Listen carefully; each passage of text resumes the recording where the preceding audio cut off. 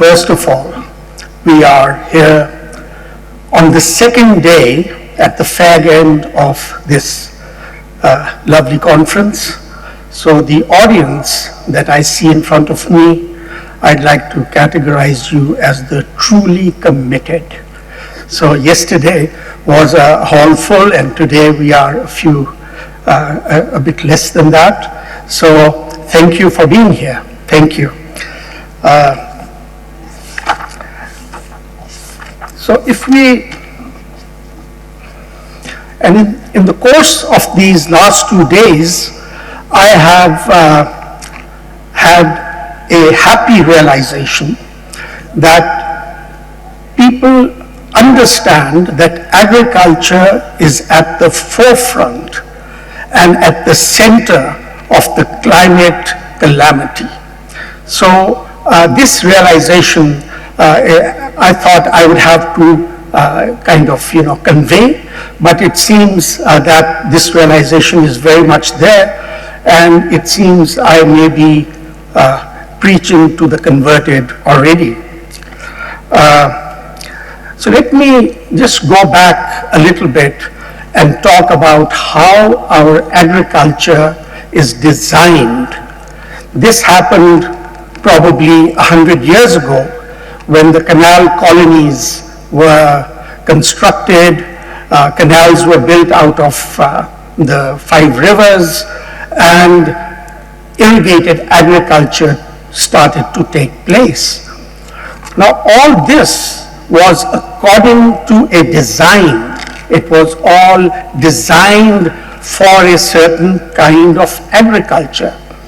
So each family was, generally speaking, each family was given 25 acres of land, 20 minutes of water from the outlet per acre, and every 7 to 10 days they would get this water as their turn came once again after the first, it's called Varabandi.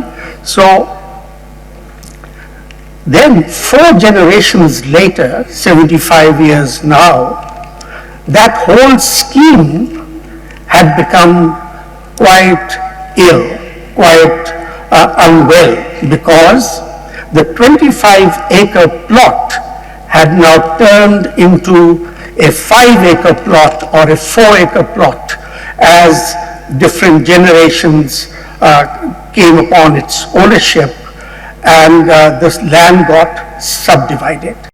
Was really not performing its duty as efficiently as it should have according to the original design. So each farmer originally was getting 7 to 8 hours of water availability at his farm every week.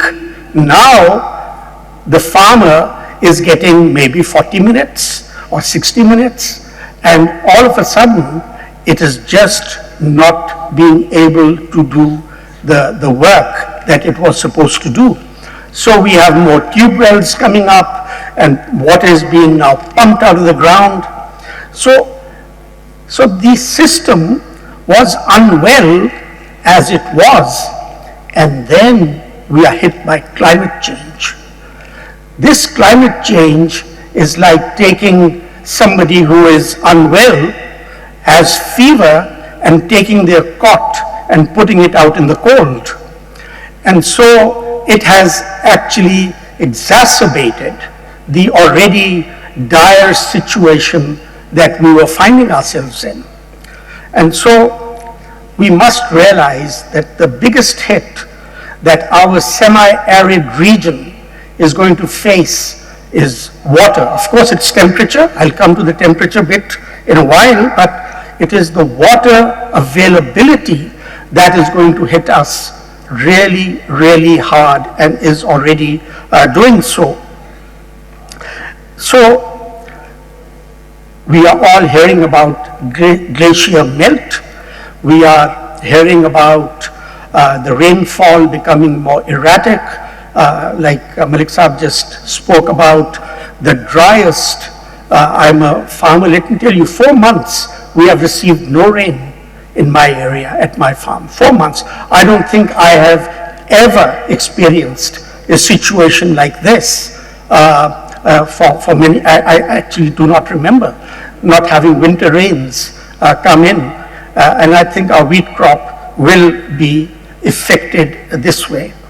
So the glacier melt is something that we are, of course, experiencing, and this water is going to diminish after a short while, and we must plan for it, and I will give you a solution from a farmer's point of view. I cannot talk of the very macro pictures that most people over here are cognizant with and understand that. But I would like to bring a very important point. 50%, some say 70%, of our water comes from transboundary rivers. It originates from out of Pakistan. It may originate from China, it may originate from India, it may originate from Afghanistan. Now, if that be the case, and the river melt, the glacier melt, and the flow of water does decrease, it decreases for them as well. And when it decreases for them, surely the upper riparian will have to take measures to see to it that their own needs are fulfilled. Therefore, it is extremely important for all of us to realize the problem is going to get worse and exponentially worse. So what do we need to do? We now need to redesign our irrigation system. The supply side irrigation system probably will not work for us for a very long time.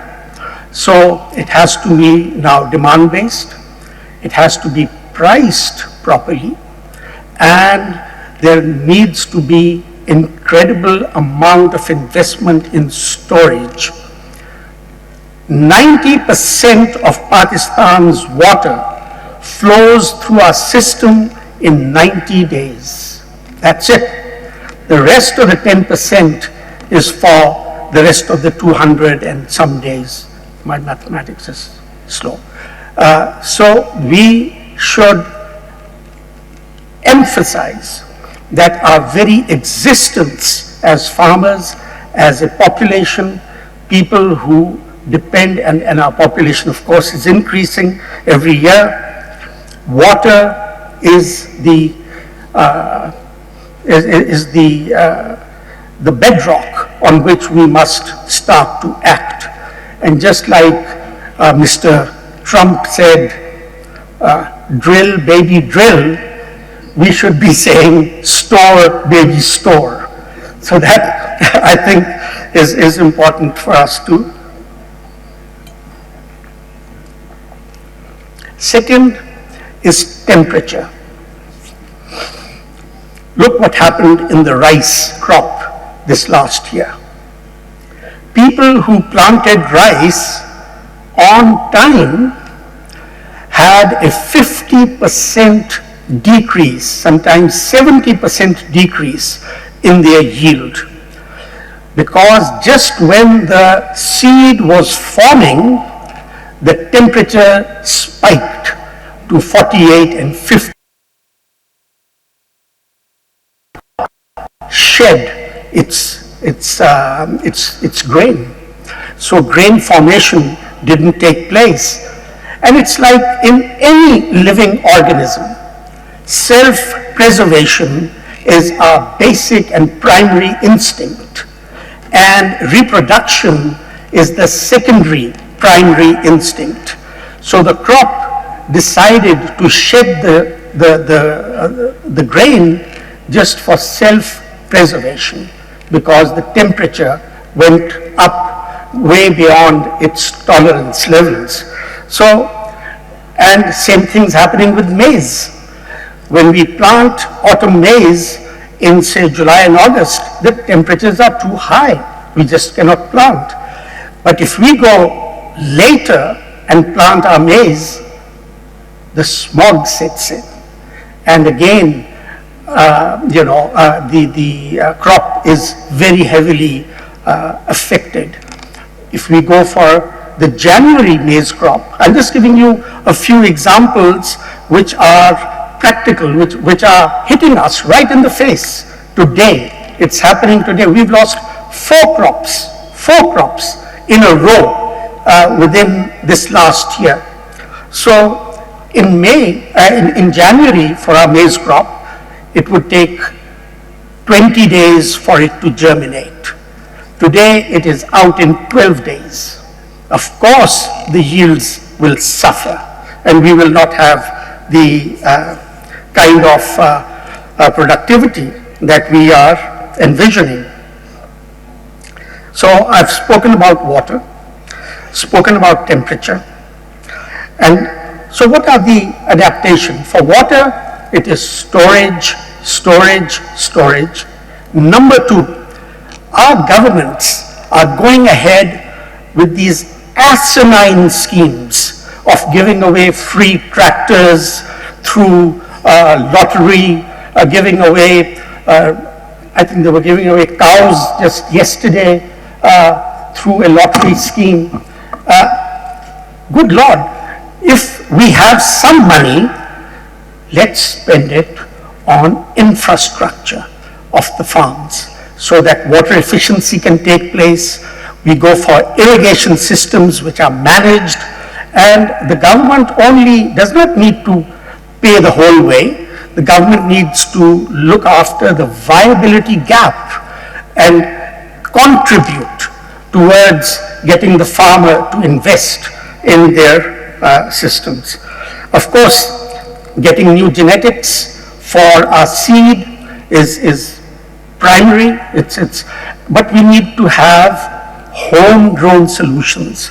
Borrowed solutions from other countries probably will not be sustainable in the long run. And so this is the adaptation. So mechanization.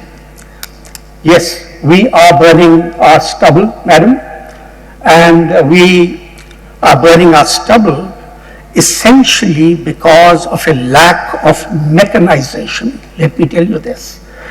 There is now a trend here, at least in the Punjab, where new equipment has come into play, which is creating a bale for the farmer with his rice stubble, and that bale is now being, it's an economic benefit to the farmer, and definitely the farmer will go ahead. So we need, rather than giving out free tractors and stuff like that, I think more finance, and it could even be linked to climate finance really, needs to be put into baling our biomass. So thank you, I'm done. Thank you so much. And I think I'll stop here. I've received the notice. Thank you. Thank you very much.